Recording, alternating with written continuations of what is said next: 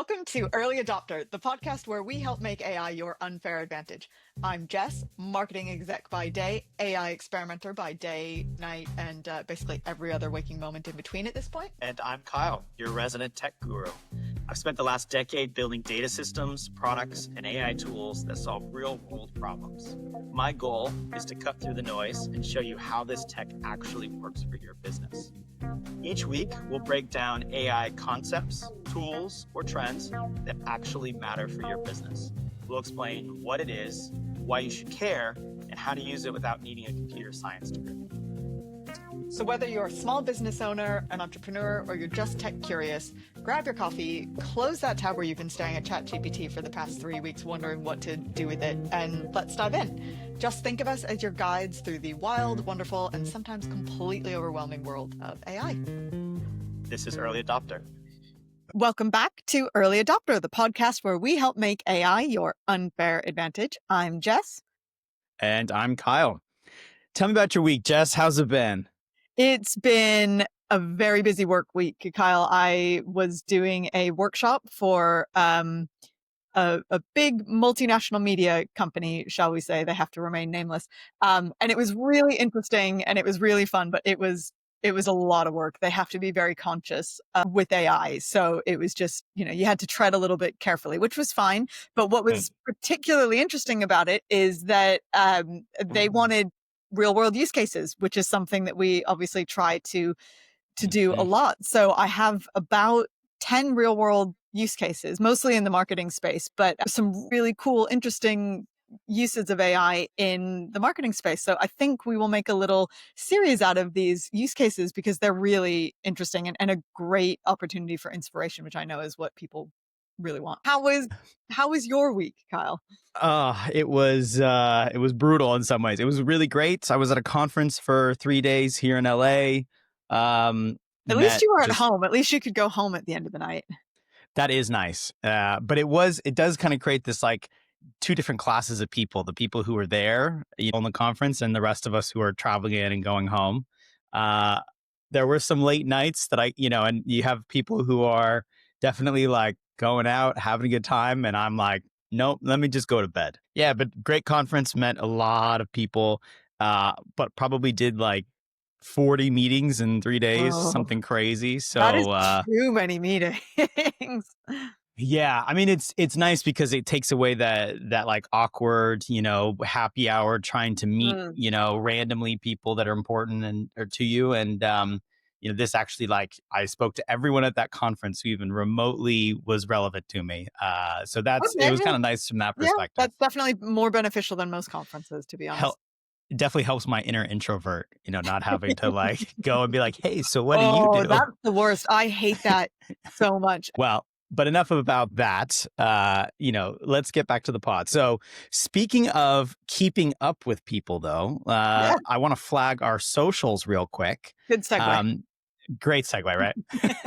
So you can find us at early_adoptr. And remember, there's no E in adopter on Instagram, TikTok, YouTube, LinkedIn. I'm going to throw in Quibi. No, I'm just kidding. No Quibi, R.I.P. Quibi. R.I.P. Quibi. Although short form content is coming back. They were just too early.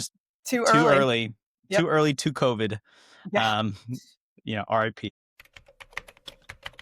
So today, we've got something really important to dive into first. And this is something that every single person who uses AI really needs to understand. We're going to be talking about why AI makes stuff up. And you may have heard of this as AI hallucinations. This is kind of generally what they are referred to as. And more importantly, what, if anything, you can do about it. Yeah, we get questions constantly about this. Why did ChatGPT give me completely wrong information? I think we cover it on our AI Gone Wrong segments all the time. It's usually very frequently. It's usually some combination of this. How do I know if what AI is telling me is accurate? This citation that it gave me, was that completely made up? Why did that happen? So today we're going to go deep on the technical side of why this happens and then give you some practical strategies you can implement to reduce some of the concerns around this and, layer in some of those, I would say, protections or guardrails.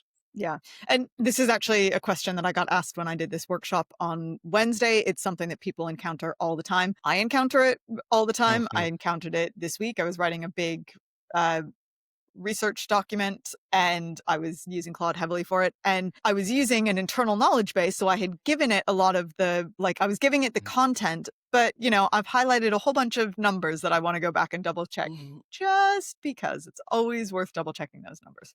So this topic is so important, and it's part of the reason why we're always talking about the need for human oversight. This is something that we talk about endlessly, and this is primarily the reason why. But before we talk about why AI hallucinates, let's do a super quick refresher on how large language models actually work. I think that will be very relevant to Yeah. understanding why they start to make things up because it's inherently built into the model.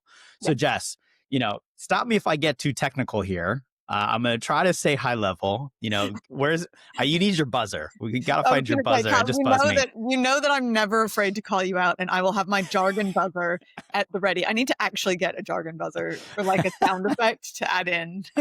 So imagine you're playing a word prediction game, right? And we've talked a lot about this, that large language models are pattern recognition or prediction models. So if I give you the start of a sentence, let's give the capital of France is, and you have to guess the next word, that's pretty easy, hopefully, Americans are not known for our geography, but we know this one, it's True. Paris. That's very true. And you'd hope that that one was obvious, but you never know. You never know. Anyway, now imagine playing that same game, but instead of just predicting one word, you're predicting the entire conversation. So this can be relevant to essays, like code for software development, whatever. So instead of having human level knowledge, you've been fed basically the entire internet during training. So if I gave you the same sentence, the capital of, right, you could Yeah. come up with thousands of answers of states, countries, etc. Right. So it's like having a really smart person who's read anything ever written and they're playing a word prediction game at lightning speed. Yeah, that's a really good analogy. And I think the key part is, or where things get really interesting is it's not actually thinking about whether something is true or false. We use this term reasoning for a lot of these models, but that's not really what's happening. It's just predicting what words are most likely to come next based on patterns it's learned during its training. So just to kind of expand on that concept slightly, you have a token that you have given it. It's now predicting the next token based on its pattern recognition. That's all it's really doing. Now, sometimes it seems magical the way it's able to get that.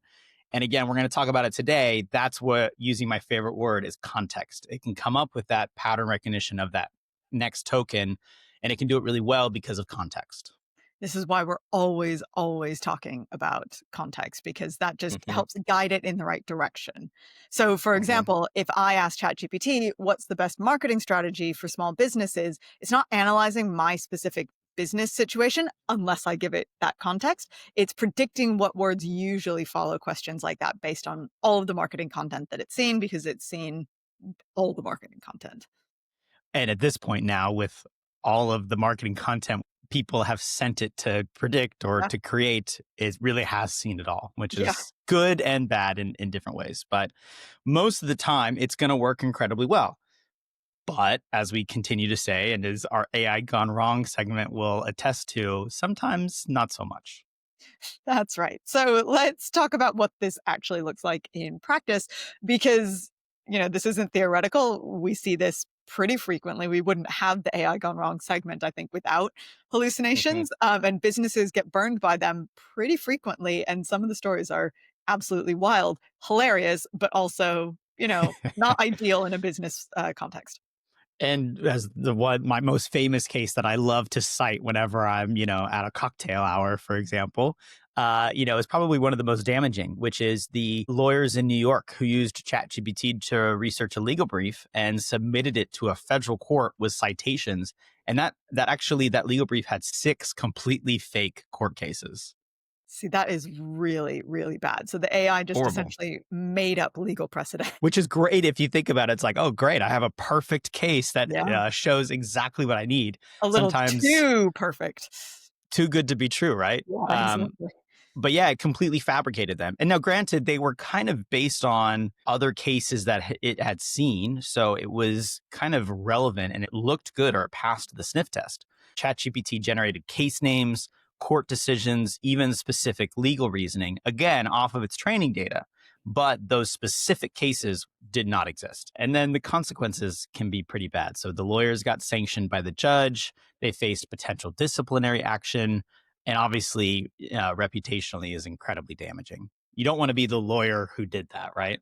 No, I mean, that's gonna follow you around for the rest of your career slash Yeah. life. Not good. And this wasn't actually some small time operation. These were experienced attorneys at a legitimate Mhm. firm. They just trusted the AI output without verifying it. Yeah, and then there's also a great example with the Chicago Sun-Times story we talked about earlier in the summer. They published an AI-generated summer reading list, and some of those books also didn't exist. That's so embarrassing for a major newspaper, and that story really made the rounds. That's one of the reasons why we covered it.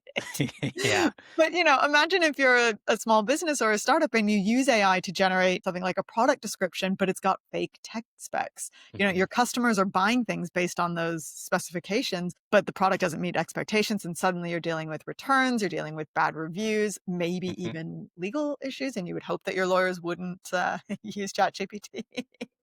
Yeah, you would really hope you're not paying that heavy No. hourly Oh god, cost that for hourly rate. ChatGPT answers. No. Yeah. But I mean, this is pretty prevalent now. There's so much AI generated content. Companies will use AI to create marketing campaigns with made up industry statistics. I use ChatGPT a lot to create outlines for fundraising decks, and it'll put in completely random statistics. Now, it's great for the narrative, right? So there's a great narrative that it creates, but you have to then go do the research to actually figure out what the proper statistic is. So you don't want to just say, Yeah. 78% of consumers prefer this thing without actually finding out what percentage of consumers prefer that thing. Oh, I So, I literally did this week for my workshop because I was trying to find some stats that just showed how high adoption rates mhm, were in marketing, just to kind of really emphasize why it's important for marketers to start taking AI seriously. And mhm, it gave me a bunch of stats. And then I went back and I Googled them just to double check. I asked it to tell me where it got that citation from. Some of it hallucinated, some of them were legit. But mhm, again, anytime there's a number, it's just worth double checking. But that's why it's really confusing, because the more specific mhm, the AI gets, the more convincing it sounds. So you see that, 78% number and you just think, oh, that must be right, because why would it make up a random yeah, number? And so when it gives you those exact percentages or those sample sizes or whatever, your brain just accepts it as authoritative, mhm. because why wouldn't it be? Yeah, and we'll talk about this a little bit too of why AI hallucinates, but the model is actually rewarded for being more confident in giving an answer. So, with that type of behavior in place, it's not going to give you the I don't know or I couldn't find the statistic. It's going to try to give you something, and it might potentially just completely make it up. But as we've seen with some of these examples, sometimes it does just make stuff up. And obviously, that's a big problem in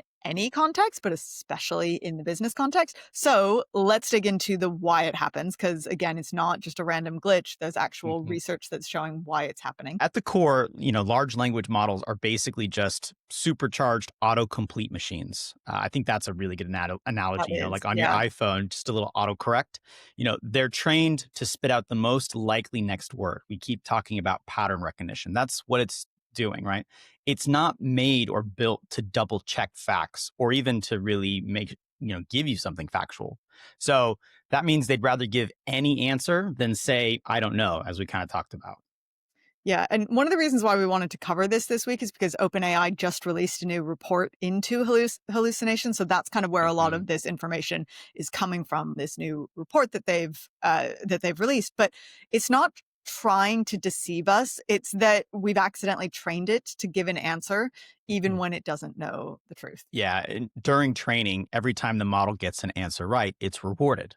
But if it says, I don't know, it gets nothing. So you can see how over time, with enough reinforcement, which there's kind of a whole technical bit about reinforcement learning we don't have to get We into, don't need to but get into that. Just know that it happens. just know that over time, it reinforces more and more this rewarding behavior for getting something right. And there's no penalty for being confidently wrong. So the safest strategy for the model is to always make a guess. It's like being a student in an exam. I think it was in the OpenAI report that it was explained this way, but it's like when you're taking an exam, you want to fill in every answer. Even if you don't know the answer, you're still going to fill it in Mm-hmm. because maybe you'll get half a point for trying, or, Right. it's worth just throwing something out there. So that's kind of what it's like. It's essentially a student in an exam, and it's like, meh, I better put something in because something's better than nothing. Ye old, fill in all the lines at the end of the Oh, last minute before the test gets ripped oh, out of your hands. God, I But hated those. but perfect analogy though. And I think that's why AI so often sounds authoritative about things as well. It's not just that it is rewarded to give an answer, it's also rewarded to be confident about that answer. So it's optimized to minimize uncertainty, not to admit ignorance, which is a real problem and maybe something that some research need to think about. Some people a lot smarter Yeah. than us. Yeah, definitely. And the researchers actually have a couple of different names for this. So they Mm-hmm. call it factual inconsistency, or this is a great word, confabulation.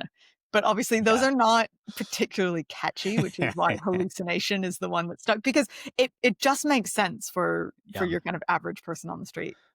I saw a great rant about this where someone was like, hallucination is not the right term. The actual thing that's happening is confabulation. And I was Yeah. like, man, I got to use that word more often. It's I almost wish that had stuck more than hallucination, if I'm honest. yeah, but again, your average person is not going to know what that means. But Yeah. hallucination just sticks. Sounds good. But yeah, because there's a lot of other factors, right? The data it was trained on, the way we phrase our prompts, when we ask it something outside its expertise, or if it doesn't have the context, it wasn't, doesn't have that data. All of those things make hallucinations more likely, and we just kind of fit it under the hallucination umbrella. Yeah. So, for example, if the training data is missing, if it's biased, or if it's just Mm-hmm. outdated, the model's going to fill in the blanks. If the prompt is vague, it will Mm-hmm. invent a plausible sounding answer. And if you're asking it about something obscure or outside its domain, it's just going to wing it. That's just, Yeah. it's that student again. It's just filling in an answer just because. First thing that came out, I was like, fuck it, just throw Yeah. something in there. I mean, I think that's the concept, right? Yeah. Another wrinkle that you mentioned, but is super important, is the time component. So if a Yeah. model was trained on data up to 2021 and you ask it about something that happened in 2023, it has no knowledge of that. It's not in the training data. So it'll often just make up a plausible guess. Now, to caveat that, I don't know, most people using ChatGPT or Claude, they've built in kind of an agent structure in the back that it will go search for data if it's not in the training data. So you probably don't feel this pain unless you're using an earlier model, or if you're trying to do something like, use our open source examples or use the small language models, Yeah. then you'll have to worry about that a little bit more. Well, do you remember when chat first came out, this was a real issue. It would say, if you asked it for some more current information, this was before it was connected to the internet, it Yeah. only had training up until, I think it was like November 2023 or, something like that. So if you Yeah. asked it for something more current, it couldn't give you that answer because it didn't have that training data. Now, obviously, as we say, it can go away and it can find more information. But when it first came out, Mm-hmm. this was a real thing. And it used to say, there used to be a little thing that popped up that was like, I only know up until this Yeah. date. If you remember that back in the day. Well, and that's when I started just throwing all the information at it Yeah, and, exactly. needle in the haystack problem and then, but different issue. And as part of that research you mentioned, researchers have shown that if the training data contains conflicting information, the AI won't flag the conflict. This again goes to the prompting issue. It just picks the most statistically likely option and then we'll present it with full confidence. And unfortunately, now we've been trained to take ChatGPT for, at face value. And this is a real danger for business owners. It's really obvious. You just can't trust that confident tone. Mm-hmm. Confident does not mean correct. That counts for humans as well, I should say. Just because someone talks very confidently about something does not mean that they're right, but that's another story. Exactly. But for everyone listening here, especially, understanding this and understanding the inherent weaknesses of these models can make you a much smarter AI user. So don't treat it like a search engine or a truth machine. Treat it like what it really is, a powerful pattern matching tool that still needs oversight and still needs proper, referencing and citations. Okay. So what can you actually do about this? Because we love tactical stuff. We love frameworks. Let's try to give one here. And I think this is really crucial because it might change how you prompt the AI. And I saw someone today talking about our ChatGPT 5 prompting techniques. So we're going to give you a couple extra little tools in the toolkit for this. We've talked a lot about prompt engineering. I would definitely recommend going back to our previous episodes on this topic, but it's going to make a huge difference in how you reduce a lot of these hallucinations. So, what does this actually look like? So, this could mean instead of asking what's the best marketing strategy for restaurants, you need to be much more specific. You need to say something like, list 3 different marketing strategies for restaurants. For each strategy, explain your reasoning step by step. And if you're making any claims about effectiveness, specify what evidence supports that claim. If you're uncertain about anything, please say so. You can also ask it to cite its source as well. That was a useful little trick I picked up this week when I was doing this research document. I just had it any time it gave me a claim, I had it tell me where that claim came from. So it was much easier to go and find it. I love that tidbit because then you can also, it'll give you the link and you can just click on it and go check the source. It's a super quick and easy way to have confidence that what it's citing is true. Yeah. You're basically forcing the AI to show its work versus potentially admit when it's guessing. I mean, you can ask, I have done this, hey, where did you get that information? Did you make it up? And it'll be like, yeah, my bad. Yeah. I made that one It up. literally says it like that. Like, you're right. I'm sorry. So Yeah. this kind of asking it to show its reasoning, again, this is like a student in an exam. You're asking it to write out its work. You remember when you took a math test at school and you had to show your work to show how you got to that problem. It's exactly like that. That might bring back some math class trauma for some of us. But this is called chain of thought prompting, and it dramatically reduces hallucinations because the AI can't just jump to a conclusion. It has to build a logical path and it has to show how it got there. So it's much less likely. Yeah, and a good way to structure that prompt or structure your prompts, a bad prompt example would be, write a press release about our new product. Right? We talk about that super, there's not a lot of information there. But the better prompt version would be write a press release about our new product, only include factual information I provide, so the context I give it. If you need additional details about features, pricing, or availability, ask me rather than making assumptions. Highlight any claims that need verification before publication. So again, you've really given it guardrails around what information it can reference, only information I provide. It also gives guardrails around the types of additional details that you can add into this beyond what you've given it. And then it actually says, you have to ask me. So don't go and make it up.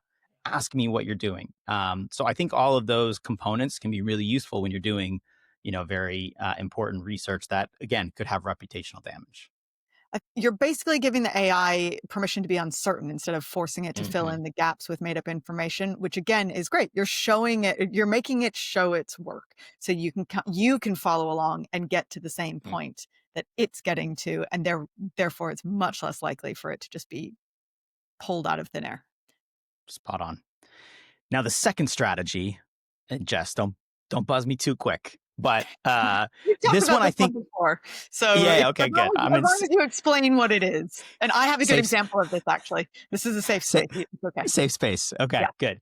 And I think this one's huge, and I think it is becoming more topical. But we can use what's called RAG, retrieval augmented generation. Which is kind of a fancy way just to say, go and get the context, go and get the data from a system and pull that in to answer the question. So instead of relying on the AI's training knowledge, you give it specific documents to work with that are relevant to whatever you're researching or trying to answer. So I actually have a great real world use case that happened to me this week while I was working on this research document.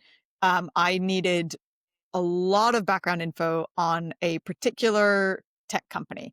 And I spent a good couple of hours doing my own research, and I used AI to help me find the research, but I had about probably 60 to 70 documents, links, all of that. Yeah, it was Wow. quite detailed. It's an important, very long document. And so I dumped all of that into Claude, into a project, which is Claude's like little internal knowledge base. And then I started to have it build out this research document. And the first prompt, I didn't prompt correctly. So it went away and it found a bunch of other stuff that wasn't really what I was looking for, but also like, because I had vetted the resources that I needed. So I wanted it to use those specific ones. So it went away and it found a bunch of others. And I think it pulled from a little bit from my knowledge base, but it didn't give me what I wanted. So I iterated, I tweaked that prompt, and I said, only use the documents that I have provided within this knowledge base. And it came back and it nailed it. It gave me such a good research document. And again, I asked it to provide all the sources. So I knew that all of the stats it was giving me were correct because they were coming from documents I had given it, but also I knew which document it was coming from. So again, I didn't do it right the first time, but it worked the second time because I gave it that additional prompt. So that's my real world use case of RAG that I did this week. Which is a perfect time to say, always be iterating. We always can be iterating. bring that back. Oh, I love our little I know. ABI. Yeah. That's an incredible example. I have one similar. Shout out to my buddy Nick, who's an architect. We built a little project for him so that he could cite the, I think, building codes from the city. Oh, smart. But we built a little, but as part of the configuration, we said only reference, material from the source documents. So sometimes that puts a little bit more kind of guardrails around it. Tools like Claude can read documents you upload, and then you can ask, very specific questions based on these 3 industry ports or based on the context that we've given it from all the building codes or whatever it may be. Then AI can only work with the information you've provided, which can be, kind of like a little mini RAG, which is great. It's so helpful because, as you say, it really just gives it that guardrails. It can't go outside that document, which means that it's just much less likely to make stuff up. And it just eliminates the possibility of a fake citation or a made up statistic, because if it's not in the document, the AI can't reference it. So third strategy, implement verification workflows. And this is that human oversight component. So never publish AI generated content without some form of human review, especially anything customer facing. So what does that look like in practice? Yeah, a simple workflow could be AI generates content. Then you fact check any specific claims, just like you talked about in your example. Verify any statistics or references. Click on the link. Just go click on it, make sure it's real and it's not like some fake 404 page. And then maybe even a bonus tip, have someone who wasn't involved in creating the content review it with fresh eyes. Very similar to how you would publish content for a newspaper, right? There's an editor that's involved looking at, what you're writing. That is actually a really great tip, because it just means that if there's anything that sounds a little suspicious, sometimes when you've been working on something, your brain just doesn't really register it as like, oh, this is something I should look into. So it's good to have that fresh pair of eyes on it. So it is exactly like an editorial process. Okay. And now fourth option, use multiple AI models to cross-check important information. So if you're using ChatGPT for research, run the same question through Claude or Perplexity or Gemini, whatever your other AI tool of choice is, and see if you get consistent answers. I actually have a coworker who does this for everything, and it actually is really useful because he kind of gets like a, compare and contrast. Well, sometimes it's good for getting extra research, because some will find, an article or whatever that the other one doesn't find. So it's kind of from a hallucination perspective, if 3 different AIs are giving you completely different facts about the same topic, obviously that's a red flag. Sometimes it's easy just to send to the other model and say, hey, can you look for inaccuracies or errors? Yeah. Okay, now a bonus technical option, and I'll flag it as technical, but on the model side, you can do fine tuning to make a system smarter in your domain by training it on manuals, policies, and data. So this is actually adjusting the weights or the training parameters of the data so that it has all of that context that we would normally just give it. It inherently kind of builds that into its training data. So it will rely less on general patterns. Some companies train models to say, I'm not sure, rather than guessing, or to try to give it some of that context to say, give me the I don't know or the inaccuracies if you need it to. And that's going to add a layer of caution. But, context is always key here. Okay, let's get into some advanced techniques for when accuracy is really critical, because there are certain industries where, as with the legal example, It's Yeah. a make or break moment. If you're in a business where getting facts wrong could be catastrophic, like legal or also healthcare, Cool. financial services, anything really customer facing that has like strong regulation, you're going to need some more sophisticated approaches. So give us the toolkit for this one. Yeah, toolkit here would, implement confidence scoring. So you can actually ask an AI model to rate their confidence in their answers. So all you would need to do is add to your prompt at the end, rate your confidence in this answer from 1 to 10 and then explain why. I love that last bit. I Explaining why is so good. love this tip. I haven't come across this one, but it's so smart. So that way, if you hear, confidence level 4, you know that it's time to dig Hmm. deeper. That is really smart. And I am definitely going to start doing that going Yeah. forward. Yeah, and if you ask it the why, it'll tell Mm. you, "Oh, I rate this as a confidence level of 4 because of X, Y, Z." It will tell you, like, why it has a low confidence, and I think ultimately, that's a great use case for AI is to optimize how you're thinking about things, and so the why sometimes can be a great conversation starter between you and, whatever AI you're using. Um, Second technique, use constrained generation. So instead of asking open ended questions, give the AI multiple choice options or specific formats to follow. This is going back to our prompting, right? Give it an example. Yeah. So this could look like instead of saying, what should our pricing strategy be, which is very open ended and really could, Hmm. mean anything, you would say, which of these three pricing approaches makes the most sense for our situation? So again, you're giving it that context: penetration pricing, premium positioning, or competitive matching. So you're asking it again to kind of pick and choose and then give the reasoning why. That's a great way to get very specific answers that might fit with some of the training or the knowledge that you already have. Now, this third one, I'm going to say implement fact checking APIs. There's also just tools out on the internet that you can use to fact check your answers. These services can automatically verify claims against reliable databases. So, I mean, it's essentially just Googling something, right? If you have a statistic that you're not quite sure yeah, about, just Google that statistic and something will probably pop up if you're really yeah. concerned about it. This is just essentially a fancier version of Googling something. I was actually able to get a lot of research on my research document through the Seattle Public Library, which I Hmm. still have a card for. I just gave myself away.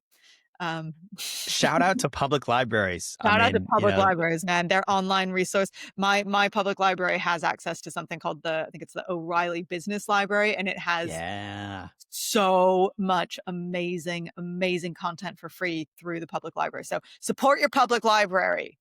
those O'Reilly books are gold. Actually, that's how I Yeah, learned how to code. this research Yeah. database is amazing. But we'll give you a quick tool. If you are API savvy, Google's Fact Check Explore API is really, really useful. You can build workflows into what you're currently doing to automatically flag questionable claims, and it'll flag it, and then you can go through and do human review and oversight. So it's a really useful tool. This is Um, actually not a million miles from the one of the use cases that I did for my workshop this week, which mm, I'm very excited to get into because it's a really cool one. It's for Vice, ooh. Vice, and the sort of content that they produce. So they've had to come up with some very elaborate checks for broadcast. So very similar to that. That's fascinating. When Yeah. do we get that episode, Jess? We I can want that for my own personal. definitely Awesome. Well, this is a great segue talking about libraries, but I think a fourth technique is, any business doing content marketing or content generation, create reference libraries. It's almost like create your own little mini public library, if you will. love it. So maintain documents with verified facts about your industry, your competitors, your market that you can feed into the AI models so you know that it's legitimate. And that way you can always be referencing it. So again, you're creating a knowledge base. We keep coming back to these knowledge bases, but Mhm. they are so, so helpful. And this way the AI can reference that instead of hallucinating and making something up. Absolutely. And fifth and final technique, use specialized AI tools designed for accuracy. So instead of using general purpose ChatGPT for everything, use tools that are built for specific tasks, maybe even reference back our small language model episode, start using SLMs for this. Yeah. So for, legal research, there's a tool like Mm-hmm. Harvey AI, which is specifically trained on legal documents. For financial analysis, Bloomberg has models that are trained specifically on financial data. There are definitely some healthcare databases out there. So for these sorts of very sensitive, very important industries where it's really important to get those facts right, there are more and more of these models that are popping up. And if you're using something or if you're in Mm-hmm. that space, using those sorts of specially trained models, that should be your only choice. You should never be going to chat for something like this. Okay, so let's now talk about the flip side. So when should businesses just not use AI at all? Great question. And we were kind of alluding to it in terms of these regulatory industries, but I wouldn't use AI for anything involving legal compliance without having an actual lawyer review.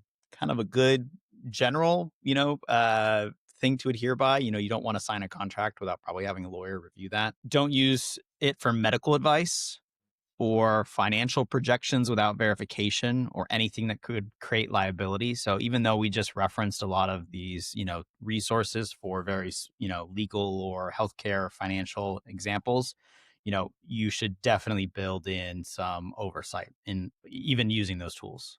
I would also say a lot of those tools are professional specific. Like you wouldn't be able Hmm. to access them just as a layperson. Like you as a True. non-doctor are probably not going to have access to a healthcare thing. Um, yeah. Yeah, I think So I think Harvey AI is like yeah, $3,000 a exactly. user per Yeah, and month or yeah, something like exactly. that. The So cost of it is probably gonna immediately, prohibitive. Yeah. disqualify, yeah. Anyway, so what about content that needs to be factually perfect? Yeah, if accuracy is more important than speed, consider whether AI is worth the risk. So sometimes it's better to do the research manually than deal with potential hallucinations. Yeah. Basically, the general rule is if the mistake could be expensive to fix, if it could damage your reputation, if it could cause legal problems Hmm. or liability issues or anything like that, either implement really heavy verification or just don't use AI at all. Hmm. Sometimes it's Yeah. not worth the risk. Sometimes I think it's interesting. I feel like we harp on this stuff that like it's almost like we're being this cautionary tale around AI, and yet we're an AI podcast. But we're just here to kind of like identify the weaknesses, make sure that everyone is like eyes wide open on a lot of the Yeah, stuff. I think that's it. We don't want to scare you off from using it, but you also just need Mhm. to be aware because it can go Yeah, quite horribly wrong. So, it's about using it right. yes, exactly. Yeah. So the key takeaway from our entire segment today is hallucinations are not a temporary bug, that will be fixed in the next model update or the next model release. This is a fundamental characteristic of how these models work. Yeah, so they're not going away. Like it's not like the next version of ChatGPT is going to fix this problem entirely. It Mhm. it won't. It's just built in. But it doesn't mean the AI isn't useful. Again, as we just said, you just need to use it intelligently and you need to Mhm. understand its limitations. You need to implement the safeguards and then always always always human oversight, especially for important decisions or anything that's going to be really, has the potential to cause damage. Remember our intern analogy.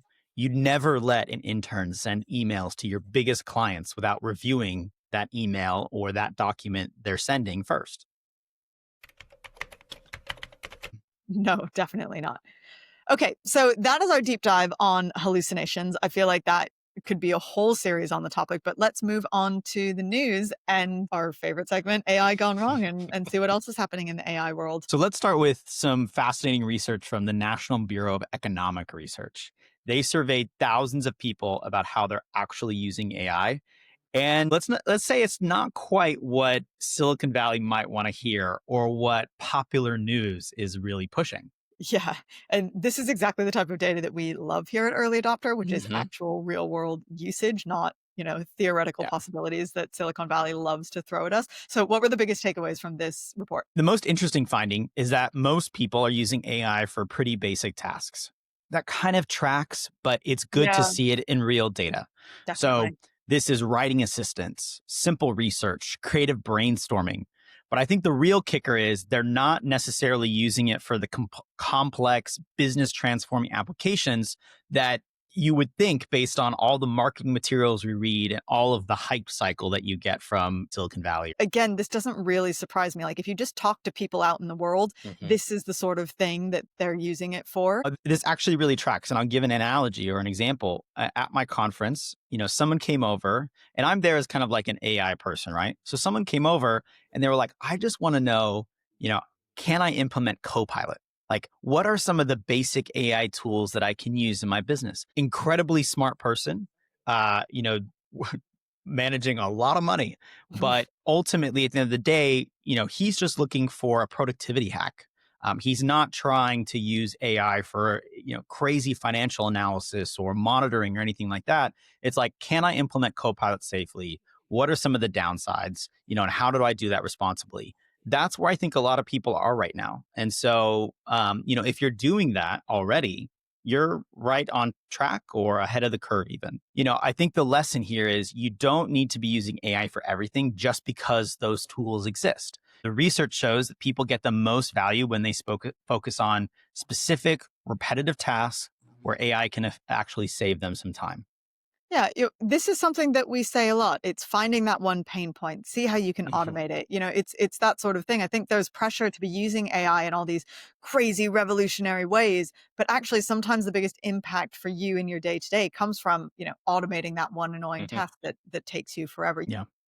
Speaking of practical applications, Yes. YouTube just dropped some interesting some interesting new tools for creators. And Jess, obviously, you've been in the content world. You know much more about this. What's your take? So they are rolling out AI analytics tools that can help creators understand their audience better.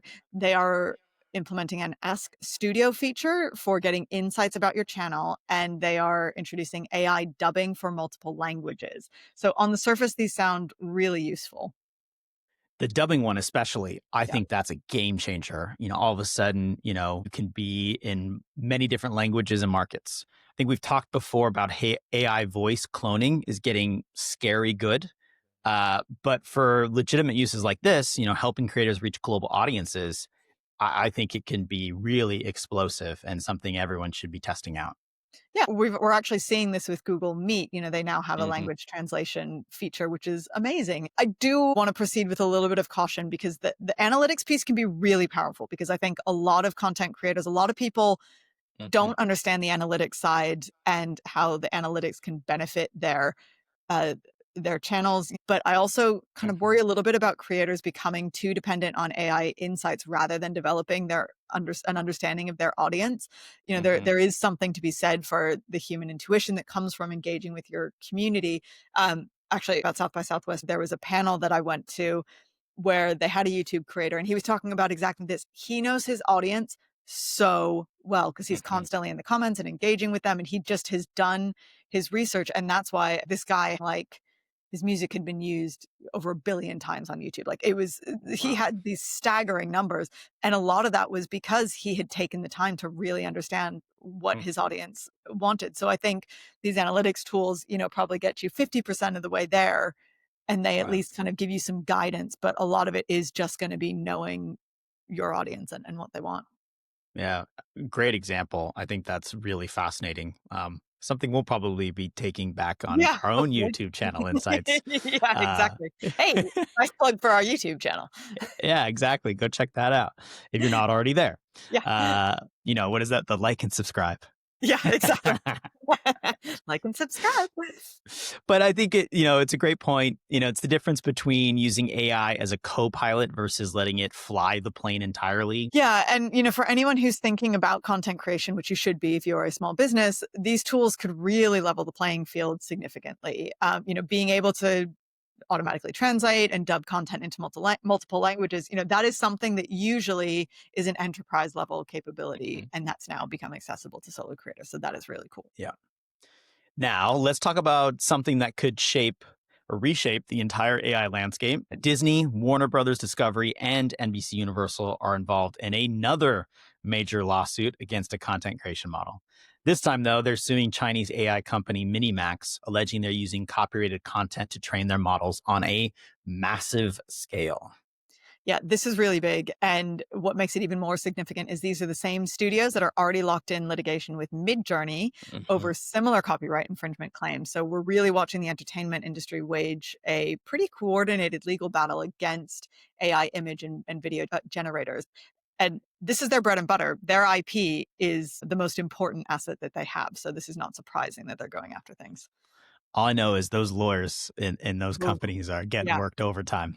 Yep. Uh, Sure do. yeah, and this isn't just about one company anymore. This is a systematic challenge to how AI companies source training data. So the language in these lawsuits is pretty aggressive too.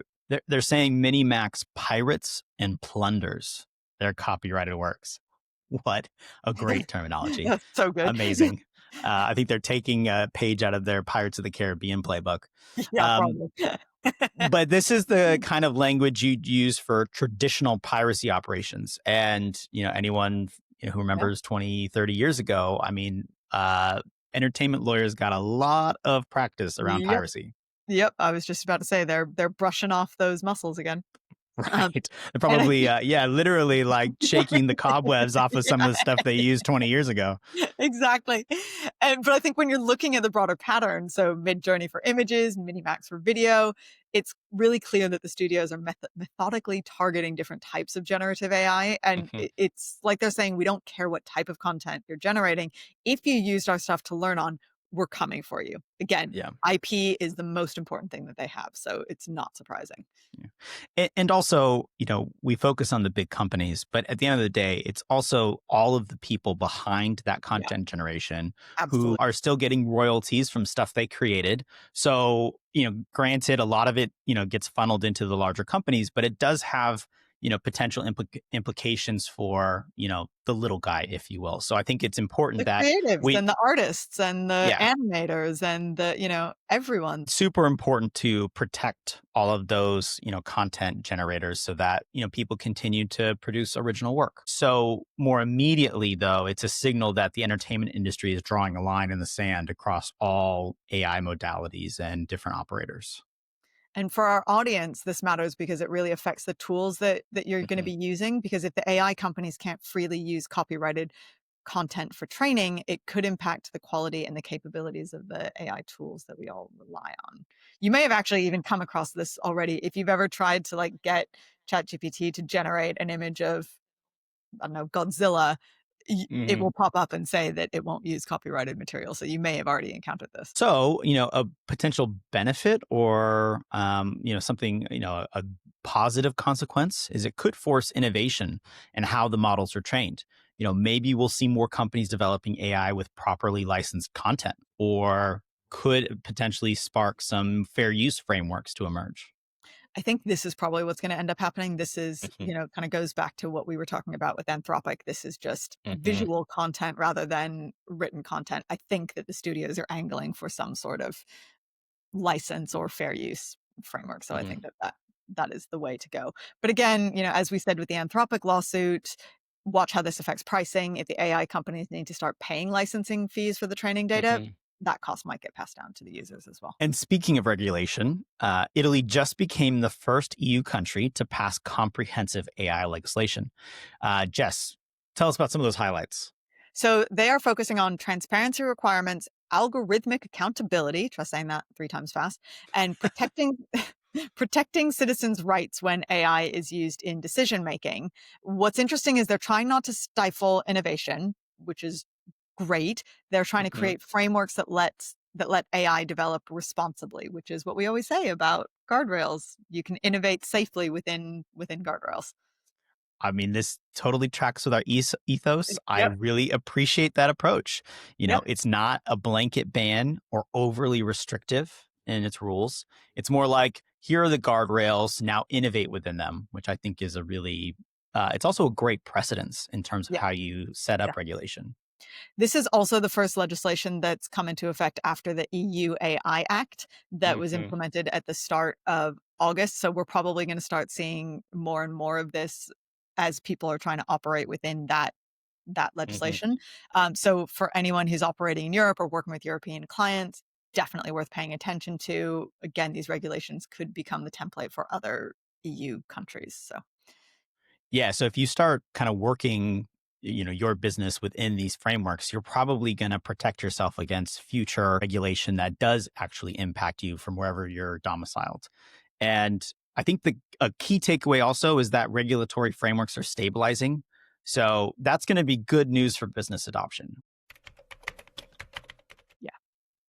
Okay, we've talked a lot about this segment today, and let's get into it. AI gone wrong, and this week's story comes courtesy of Meta.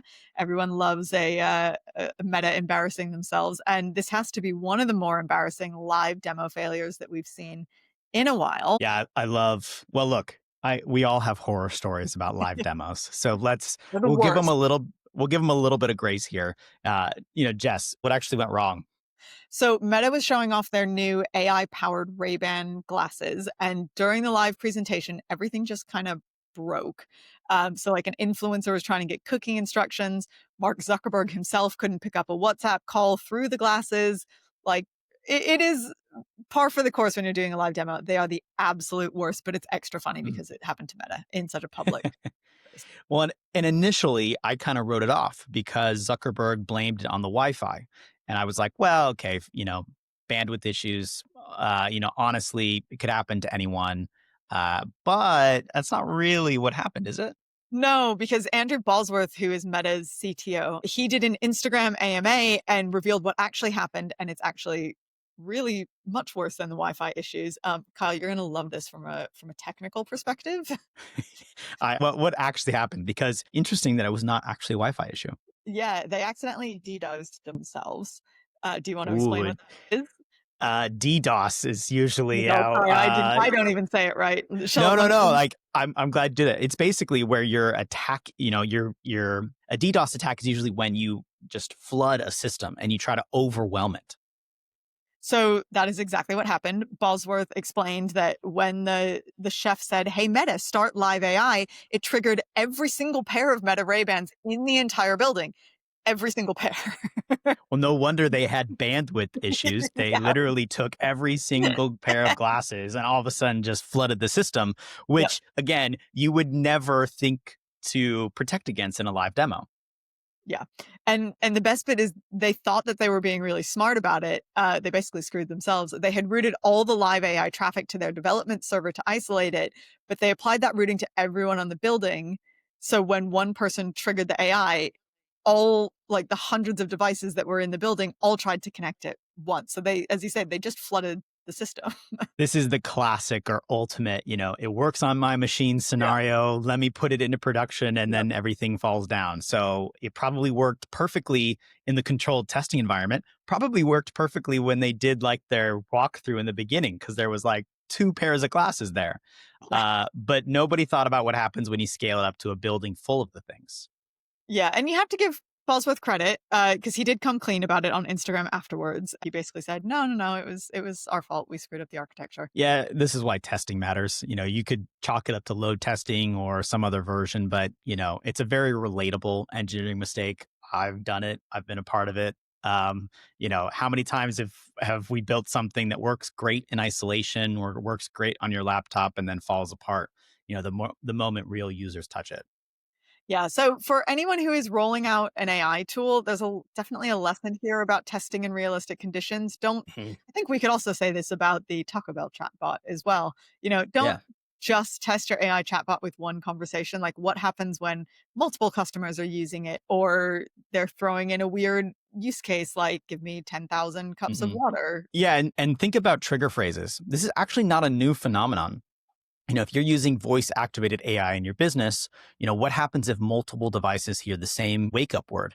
This was true. Remember, there's that story way back in the day with Amazon Alexa Oh, where someone it said, still happens. Yeah. yeah, Like it someone on the listens. news Yeah, said, hey, exactly. Alexa. And then it sent, Yeah. people bought some widget or something and all got sent to like thousands of households. Oh, I've definitely listened to podcasts before where someone says Siri and Siri wakes up.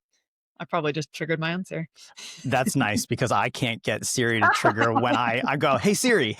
I can't get it to work, when it's just me in a room. So that's, Well, that didn't trigger it, so we're all good. yeah. But it's also a reminder that big tech companies with unlimited resources make fundamental architecture mistakes. So if Meta can accidentally DDoS themselves in their own demo, you shouldn't feel bad about your AI implementation having some hiccups. Exactly. So, the key takeaways on this story are always test your AI tools under realistic conditions, not just in isolation. Think through Hmm. those edge cases, like what happens when multiple users use the same Hmm. command, and always have a backup plan because even the most sophisticated systems in the world can fail in really embarrassingly simple ways, especially if you're doing it in front of the entire tech world. Oopsies. Oops. Yeah, exactly. Okay, so let's wrap up with some key takeaways from today's episode. Hmm. So, what is the absolute minimum viable approach here? Love that framing, MVP style. So here's your 5-step approach to AI proof your business without overhauling everything you're doing. Step one, and this is probably going to sound almost too simple, but just write down every single way you're using AI right now, even the really tiny stuff. That actually might be a lot nowadays. Yeah, no, We've I think you're started to probably right, implement it actually. Yeah. and everything. So don't just think ChatGPT for blog posts. Get really granular. Think about each specific task you're doing. So ChatGPT for email subject lines, Claude for customer service responses, AI for product descriptions on 3 different products. You can't protect yourself against the risks that you haven't identified. So step Hmm. 2 is where it starts to get a little bit more interesting. You're going to play the what if this goes wrong game. Exactly. Take that list and ask if the AI completely made something up here, how bad would that be? So, if an email subject line has a typo, annoying but survivable. AI invents Plenty of fake. interns have done it. Plenty of interns. We see it all the time, Yep. right? But if AI invents a fake product spec that customers base their purchases on, that could be lawsuit territory. Yeah. So you're basically doing a risk assessment, but you're just keeping it really simple. So, if you just break it down to high risk, medium risk, low Mhm. risk, you're going to be covering yourself. Right. Step 3, rewrite your prompts for anything you marked high risk. So instead of write a product description, try write a product description using only the specs I provide below. Obviously, give it some of the context. And then if any features are unclear, ask me for clarification rather than making assumptions. This is, again, that like verification check we talked about earlier. Yeah. It's the difference between giving your intern a vague assignment versus really clear instructions with guardrails. Step 4, build your safety net. So for high risk stuff, add 1 human checkpoint before it goes live. Could be you, but as we talked about, could be a colleague that might be a better step. Have someone who's actually responsible for this oversight, or could be a quick Google search to verify your claims. And then step 5 is probably my favorite. You're going to stress test everything. So you're going to take Hmm. your new prompts, you're going to run them through your verification problem. You're going to run them through your verification process, and then you're just going to see what breaks. Try to trick your new system. Yeah. So ask the AI about something you know is false and see if your safeguards catch it. Or try a separate AI model to, review or compare against what you've produced to see if there's issues. And this isn't about paranoia. It's not about not trusting AI. It's just about quality control. It's an important step in software development or any type of system that you're building. I think thinking of it as QC is really smart because, Hmm. you would, I don't know, if you're baking cookies, you're gonna have to taste one of those cookies for quality control, right? Just Of to make course, sure just that one, just to see. just one, just to make sure that use sugar instead of salt, because that could be horribly embarrassing. So you just think of it like quality control, right? You're not abandoning your AI, you're just making it more reliable. And Hmm. honestly, most businesses could probably do this whole process in a couple of hours. Once you figure out what works, create templates. Mm, Save those bulletproof prompts. We talked about having a prompt library. I yeah, think that's super useful nowadays. very much so. Document your verification steps. Quite frankly, you can probably use AI to write the documentation. Yes, So for simplify that step because no one likes to create documentation, let me tell sure. you. But then, make that repeatable for your whole team. So share those lessons. Yeah, I think, and that is the really smart aspect of this because that way you can give it to someone going forward. So, if you have a new virtual Hmm. assistant or if you have a new hire, that way you can give them something that gives them that guardrails right off the bat. You're going to make it much less likely that they're going to make any major Mm, mistakes. absolutely. Right. So I think that is everything for this week. We've, as always, thrown a lot of information at you, but hopefully it was useful. Mm-hmm. Before we go, though, a quick reminder to subscribe if you haven't already and share the show with someone who's trying to navigate the AI landscape. We love hearing from listeners. So hit us up on socials at early_adopter or drop us a line, reach out to us on LinkedIn. Next week, we're going to be diving into AI search optimization. It's got about 10 different names: AIO, AEO, GSO. No one's quite nailed it down yet, but it's going to be one of the most important ways that your business will be discovered going forward. So this is a very, very, very important episode that we're going to be doing next week. We've been wanting to talk about this forever. So Yeah. I'm so excited that we're finally going to cover this. I definitely tune into that one. But for now, thanks for listening to Early Adopter, where we help make AI your unfair advantage. I'm Kyle. And I'm Jess. Thanks for listening. Bye, Jess. Bye, Kyle.